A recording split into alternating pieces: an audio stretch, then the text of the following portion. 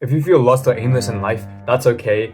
I've been there before, but I can help you because a couple of years ago, I was like you. I did not know what I wanted to do. I did not know where my life was headed, and I still don't too much, to be honest, but I have a sense of meaning in everything I do today. Today, I'm able to set my next foot forward, knowing what I want out of it. I have a sense of direction, I have a sense of purpose and a drive for something specific with every step I do. And so if you want that, you should watch this video. My name is Yash, I've been on self-improvement for 3 years and I'm trying to maximize what you can get out of your life through your mind. So I'm gonna give you the 4 pillars that you can use in order to increase how fulfilled you feel in your day-to-day life.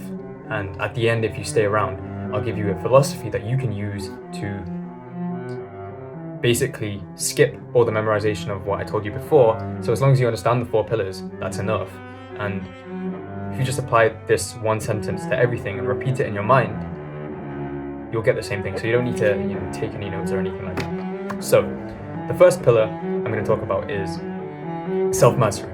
What is self-mastery? It is being able to control your mind and your body, right? It's essentially just being able to have control over what you do. It's not control about what's happening to you, it's control about what you do, the inputs that you take, the actions that you take, the decisions that you make. So, how do you become better at self-mastery? Well, you need to do things which feel slightly uncomfortable. And this is where you need to be able to embrace the negative emotions. It sounds crazy, right? If you want to feel more positive emotions, guess what? You need to be good at feeling negative emotions. That's crazy, right? But here's the thing. Self-mastery means you need to be able to embrace the suck. And that's things like, doing the chores. That's things like, what's other things that I don't like doing? I don't know. It's doing things that you don't like, right? And so, but you might ask, why is that going to make my life better? Well, for the first part, right?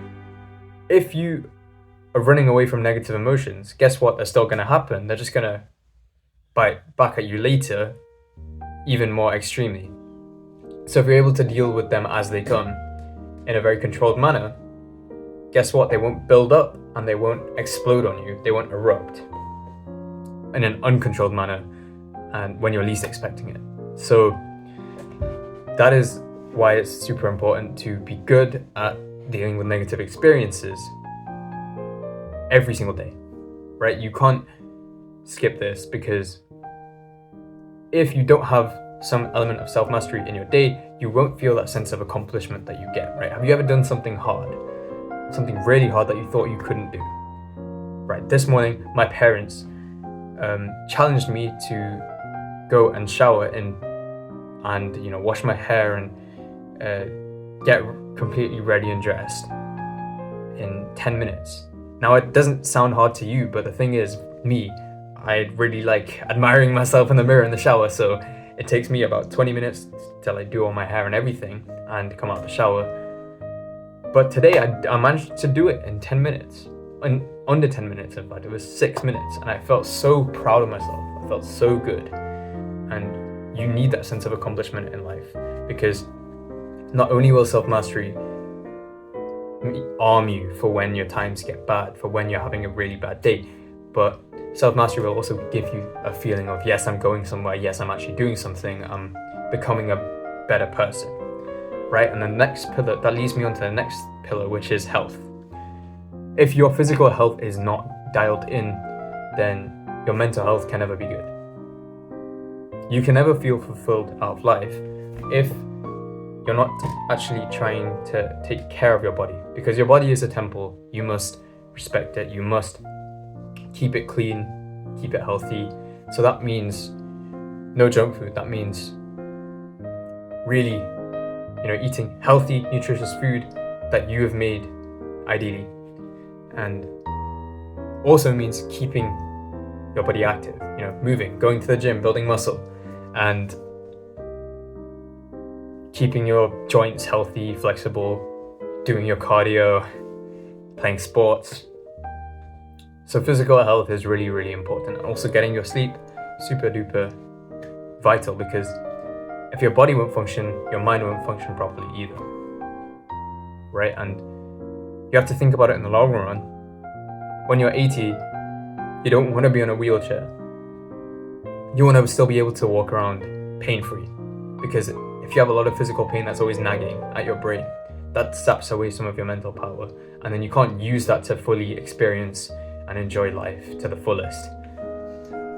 Taking me to my third pillar out of 4 pillars, which is connection. You need to be able to form connections with people, but also you need to be able to deepen the current connections that you have. When was the last time that you fully sat down with one of your members of your family and you actually tried to get to know them better? When was the last time you did that? Right? So this is where things like social skills come in. This is where walking down the street and giving compliments to strangers helps, right? You make their day, you put a smile on their face. Guess what? That puts a smile back on your face. And I'm sure there's a bunch of neuroscience behind this, like Andrew Huberman, oxytocin, serotonin, all of these nice chemicals that your brain feels. But think about it, humans are social creatures. We are tribal creatures. We were born in tribes, and we are evolutionarily designed to be in communities, right? So nowadays, life makes it really easy to isolate yourself. And that's why you shouldn't. That's why you should form a bunch of different friend groups for a bunch of different things and have a sort of different, constellation of communities, right? I have a climbing community. I have a gym community. I have a studies community. I have a business community. I have a content creation community, right? All these different people that you can go to for different things. And the more connected you are, the better your life will be. I promise you that. Even romantically, right? Romantic relationships, they're important. Your relationship with your family, those are important. Your relationship with your friends, those are also super duper important. And the way you start is you start by deepening those connections with the people who are closer to you, and then you slowly broaden your circle by having a sense of positivity and love and just radiating love and gratitude regardless of what comes back at you, right? You need to firstly just overly exaggerate the gratitude and love that you have for the world and its beautiful people, regardless of what they put back at you, and you will find a lot of new people who love that energy and they want to be part of your life. So that is connection. And sort of linked on with this love and gratitude thing is spirit, which is the 4th and final pillar. See this pen? This pen, I'm so grateful for it because I was able to write on a post-it note and use it to script a YouTube video that I recorded. And hence I was able to share such a helpful message to some people, some random people on the internet, and make their lives better and more fulfilled. And I'm sure hundreds of people went into the making of this pen. Someone poured the plastic for this mold to make this, the thing that's holding the ink cartridge. Someone made this lid in a factory. Someone sourced the ink from somewhere in nature. And I'm grateful for this pen because it allows me to do something which, frankly, humans should not be this intelligent. And it's crazy how we created an instrument which allows me to share knowledge. Not to mention this phone, this camera, everything. It's so incredible. And so you need to have a sense of something higher than yourself, right? It does not have to be religion. I don't mean to get religious here, but you can believe in God, and that's a very good thing in my opinion. I believe in God. You don't have to.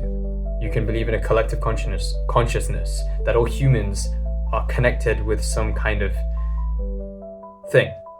Or maybe you simply just believe in humanity as a whole. You believe in helping humanity. You believe in the world. You believe in the universe. And that life is interacting with other life. Right? And I don't mean that there's aliens or anything. But my point is, there has to be a sense of you are not everything. The world is not you. There is other stuff going on.